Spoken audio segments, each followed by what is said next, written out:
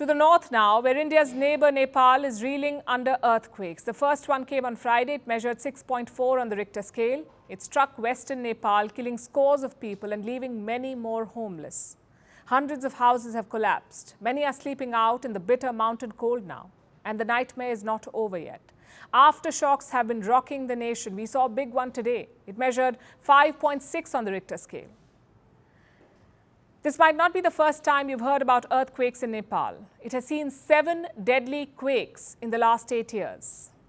The most devastating one in recent memory came in 2015. That killed over 9,000 people.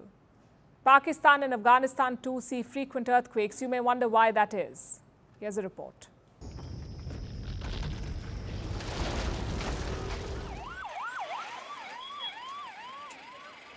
This is the state of western Nepal right now.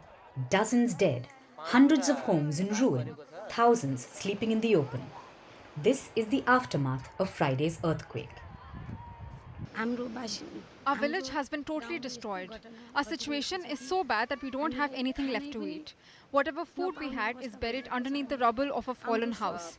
Someone gave us some rice, a little oil and some salt.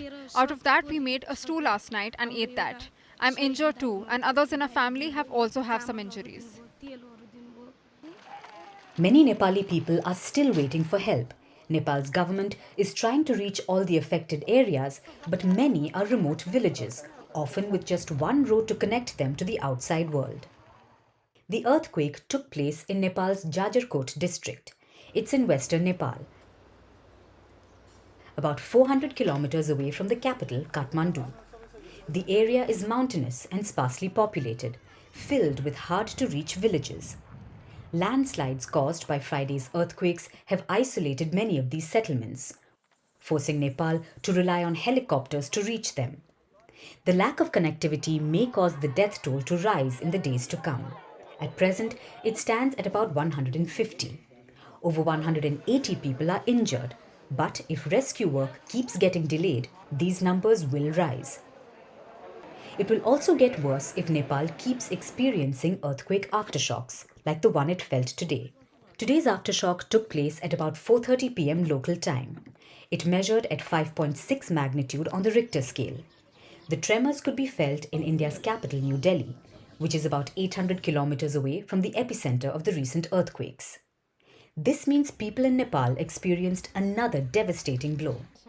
Nepal is no stranger to earthquakes. The Himalayas are a seismically active zone. The same geographic process that caused the mountains to form also leads to earthquakes. A quick geography lesson. The earth has several layers, the topmost being the crust. The land we stand on is part of this layer, the crust. Now this layer is like a cracked eggshell, and the pieces of the shell float on a larger layer of molten rock. The shell-like pieces are known as tectonic plates. The liquid layer is called the mantle. Now the mantle is liquid.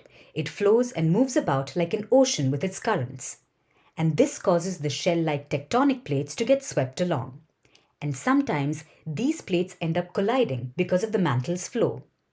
The collision pushes the plates against each other, and they have nowhere to go but up, which is how you get mountains. It's how the Himalayas were formed, and this process is still ongoing. Every year, the mountain range grows because of the ongoing collision. But that process also generates tremendous pressure. While the crust and plates are a very small part of the earth overall, they are still giant floating chunks of rocks that weigh millions of tons.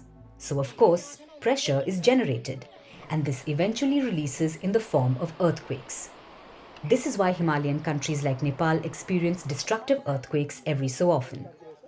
Nepal has seen 7 deadly earthquakes in the last 8 years.